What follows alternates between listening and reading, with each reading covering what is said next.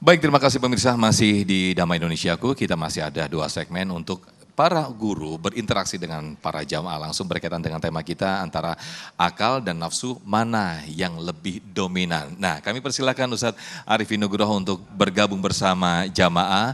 Mungkin ada peristiwa, ada kejadian, mungkin pengalaman berkaitan dengan tema besar kita. Jangan-jangan banyak yang nafsu ini lebih dominan daripada akalnya. Fadhal Ustadz Arifin Nugroho. Baik, jazakumullah khair. Bismillahirrahmanirrahim. Alhamdulillah wassalatu wassalamu ala Rasulillah. Sekarang tadi jamaah tanya ke Ustadz. Kita sekarang mau Ustadz tanya ke jamaah. Ada yang mau jawab Bapak Ibu? Waduh ya. Yang bisa jawab saya kasih hadiah haji. Bila mampu. Kalau nggak mampu diganti doa haji. Ya, insya Allah. Bu, mohon izin boleh Pak ya? Ya Allah, alhamdulillah. Ini kameranya di mana berarti kita nih? Dengan Pak siapa? Dengan Bambang Sudaryanto. Pak Bambang Sudaryanto. Kelihatan ya? Bedanya kelihatan kan? Kelihatan nggak bedanya ini? Jauh, beliau pengalaman, ini yang pengalamannya kurang. Ya, pengalaman hidup, makanya kita mau ngambil pelajaran dari beliau. Pak Sudaryanto mau tanya apa saya mau tanya?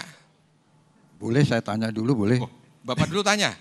Ya habis Bapak tanya 1, saya tanya 5 ya.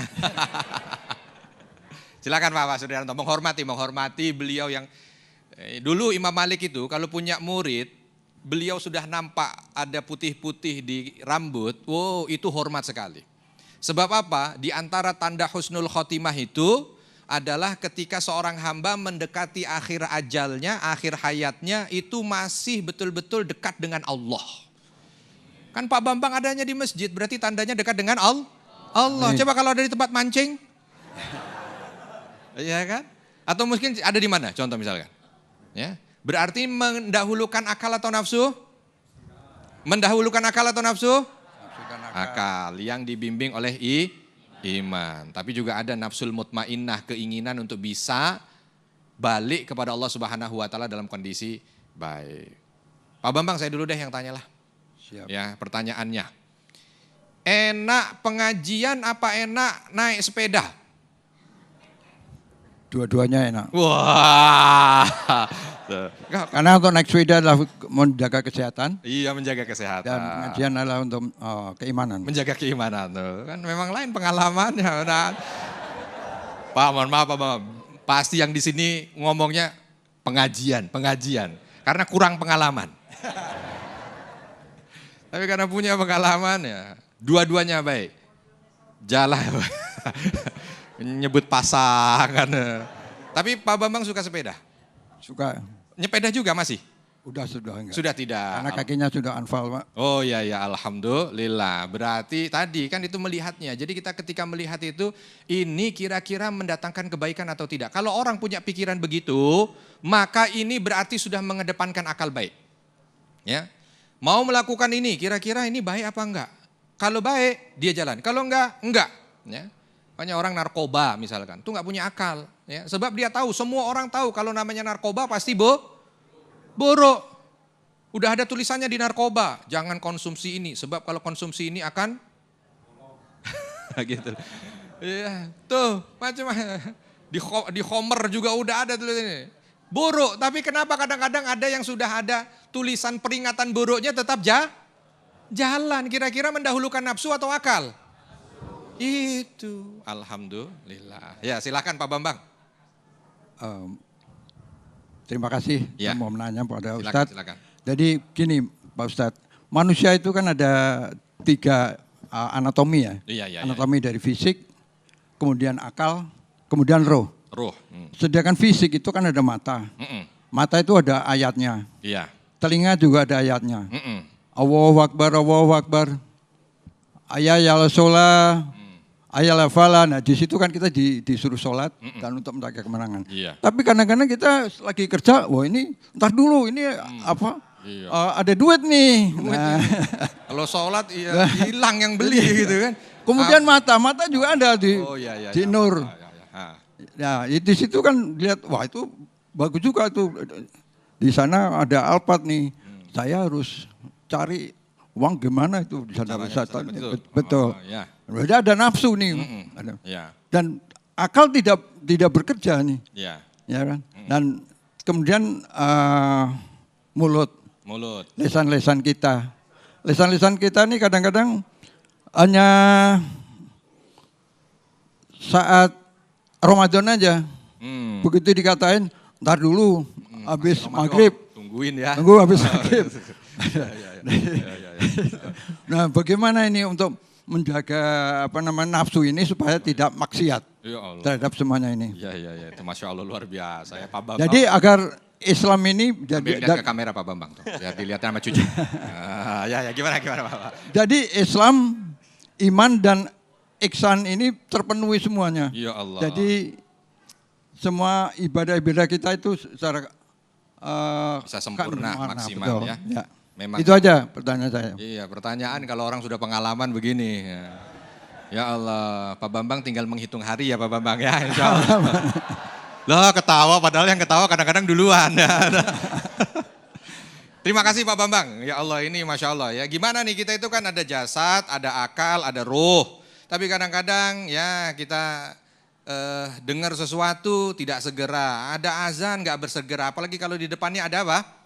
Ada yang udah dari jam 7 buka toko, nggak ada orang beli. Begitu jam 11.30 rame datang. 5 menit berikutnya dan duhur. Langsung mikir tuh kan. Apa yang mikir? Akal apa otak? Wah sayang nih. Nah gitu ya. Iya bisa akal bisa otak. Tapi saya teringat dengan kisah. Mau dengar kisahnya Pak Bambang? Siap. Ya insya Allah minggu depan. Karena kisahnya panjang. Jadi malaikat Jibril ketika pertama kali diciptakan, ini dalam hadis Sahih Muslim ya.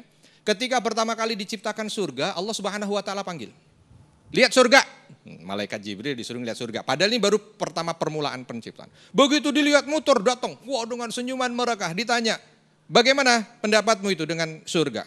Jibril mengatakan, "Ya Allah, aku tidak lihat tempat yang jauh, tempat yang indah seperti ini dan aku yakin semua hambamu pasti akan berusaha untuk bisa mendapatkannya. Saking indahnya tempat ini."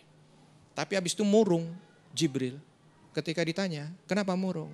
Tapi masalahnya sorga ini dikelilingi dengan hal-hal yang tidak disukai nafsu manusia. Oke kalau begitu sekarang kamu ke neraka. Berangkat ke neraka. Bu, kelihatan? Berangkat ke neraka, begitu dilakukan, mukanya murung. Kenapa? Tidak ada tempat paling buruk ya Allah seperti neraka yang pernah kau ciptakan. Buruk sekali. Makin murung lagi, bukan tambah murung, makin murung lagi. Lalu ditanya kenapa? Makin murung. Sebab aku lihat neraka ini dilingkari dengan sesuatu yang membuat nafsu ini senang. Syahwat. Huffatil jannah bil makari wa huffatin nar bisyahawat. Namanya surga dilingkari dengan hal-hal yang tidak disukai nafsu sehingga kadang-kadang kan begitu. Orang kalau sholat Jumat itu, sholat Jumat khotib naik mimbar jam 12.00 biasanya masjid penuh jam berapa? 12.10. Tapi kalau ada sepak bola tanding jam 18.00 stadion penuh jam berapa? Tuh. Ya, bukan berarti sepak bola tidak baik ya, bukan. Maksudnya untuk perbandingan aja. Padahal ini kan masuknya harus dengan effort, berat, beli karcis. Sholat Jumat ada yang pakai beli karcis? Nggak ada. Orang nggak pakai beli karcis aja. Susah kumpulnya. Kadang-kadang di belakang. Begitu Pak Bambang ya. Karena harus ada ibu-ibu juga disuruh adil sama Mas Sofi. Betul sekali Ustaz Arifin. Mohon maaf Pak Bambang, terima kasih banyak. Insya Allah sehat walafiat. Amin. Amin.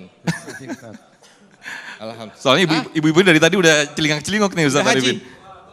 Ya Allah mudah-mudahan. Pak Bambang sudah haji? Alhamdulillah. Alhamdulillah mudah-mudahan haji mabrur. Sa'yan masyhur. Amin, amin, amin. Bu, nggak ada yang mau tanya kan? Oh ada ya, siapa? Mana yang mau tanya? Oh ya silakan. Kalau istrinya Pak Bambang mana?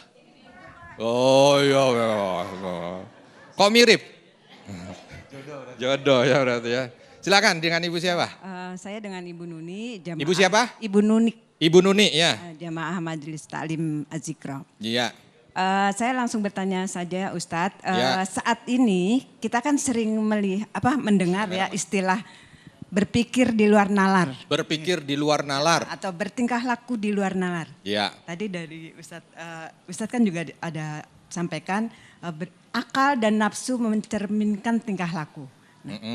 Nah, kita yang kita yang melihat orang berpikir di luar nalar, berperilaku di luar nalar. Nah, bagaimana sikap kita sebaiknya agar kita tidak menjudge orang itu negatif. Baik. Padahal kadang-kadang berpikir di luar nalar sekarang itu terrealisasi 1 tahun ke depan atau 6 bulan ke depan. Bener juga pikiran mereka gitu.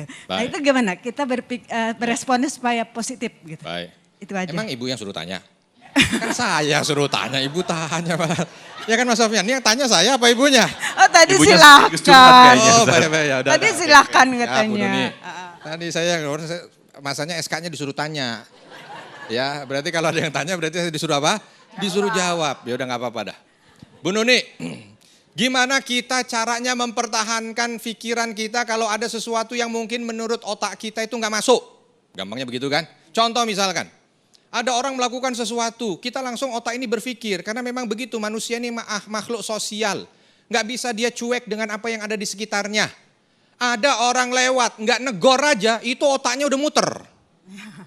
Apalagi yang lewat nggak negor itu baru bangun rumah 2 tingkat. Tuh, kan? Anaknya baru jadi pejabat. Ya betul. Mikir nggak? Pikir. Pikirannya apa Bu Nuni? Pikirnya responnya sombong. Oh. Negatif. Padahal itu bisikan siapa? Syaitan. Tapi Dilakukan. berarti kita temannya? Itulah masalahnya. Itu masalahnya ya. Jadi kita kadang-kadang melihat sesuatu itu selalu saja otak pasti akan berpikir, mustahil nggak berpikir. Ngelihat ada tetangga kita udah punya istri, tiba-tiba makannya selalu di warteg terus. Pikirannya? Nah itu lah. Kayaknya kencang banget ini belakang. Pengalaman. Ya. Gitu. Ada nggak istrinya di sini? Ada nggak itu? Makanya, perlu kita lihat. Iya. Aduh salah ngomong katanya gitu. Kenceng banget lagi. Udah ketahuan salah ngomong. Ya ini pertanyaan bagus banget dari Bu Nuni. Karena begitu kadang-kadang kita itu rusaknya itu karena itu. Sebenarnya semuanya bisa baik. Tapi karena kita itu ngikut yang diajak menjadi partner untuk diskusi itu syaiton. Jadi kita mikirnya begitu. Ya. Ada orang yang Masya Allah ibu-ibu pengajian terus. Pagi ikut pengajian, siang ikut pengajian, malam ikut pengajian. Pikiran kita? Alim. Hah? Alim. Itu bagus. Maksud saya itu yang diambil. Karena kadang-kadang kan belum tentu alim. Ada kalanya memang dia lagi berantem sama suami. Iya nggak betah di rumah kan ya. Pagi pengajian, siang pengajian, sore Tapi kita ngelihatnya apa? Alim. Itu maksud saya yang dipakai gitu. Yang dipakai begitu. Cari celah. Gimana caranya melihat apa yang dilakukan oleh saudara-saudara kita itu dengan pikiran positif. Nabi SAW pernah keluar rumah. Begitu keluar rumah ada sahabat. Rasul, saudara kita fulan, jangan. Saudara kita, jangan. Saya nggak mau dengar yang buruk dari saudara-saudara saya. Udah biarin aja. Biar saya nanti yang akan melihat bagaimana. Maka Nabi paling nggak seneng tuh. Nah kita mah enggak kadang-kadang. Ya. Rencana dari rumah mau beli tempe, tapi akhirnya apa? Tempe nggak kebeli, tapi apa? Semua informasi satu RT tahu. Begitu pulang ke rumah, lah tempe lupa. Nah ini kan masalah. Ya kan? Itu, kenapa? Karena kadang-kadang kita pikiran, pokoknya ngelihat apa-apa, ngelihat positifnya dulu. Oh mungkin dia begini, bukan sombong dia mah bukan sombong. Mungkin capek lagi mikir, ya Allah nih tingkat 3 bayar pakai apa, udah ngebon ke toko bangunan. Kan begitu, harusnya mah kita, ya Allah kita doain, mudah-mudahan dia cepat jadi rumahnya. Coba bayangin lagi begitu sibuknya dia sampai nggak ngelihat saya. Pasti berat beban hidupnya, ya Allah mudahkan. Ah begitu, begitu. Ini mah enggak, dasar orang sombong. Ada orang lewat di sebelah, emang kenapa Bu? Itu lihat tuh, sombong. Udah tuh. Repot akhirnya. Maka hati-hati dengan pikiran. Hati-hati dengan pikiran. Jadi kalau tadi Bu Nuni pertanyaan begitu, lihatlah selalu dengan kacamata Positif. Baik, sekian. Assalamualaikum warahmatullahi wabarakatuh. Waalaikumsalam. Waalaikumsalam. Terima kasih Masya Allah Ustaz Arifin Nugroho yang telah memberikan interaksi langsung dengan para jamaah. Nah di segmen berikut kami persilahkan nanti Ustadz Zaki Mubarok yang berinteraksi langsung dengan para jamaah. Tetaplah bersama kami di Damai Indonesiaku.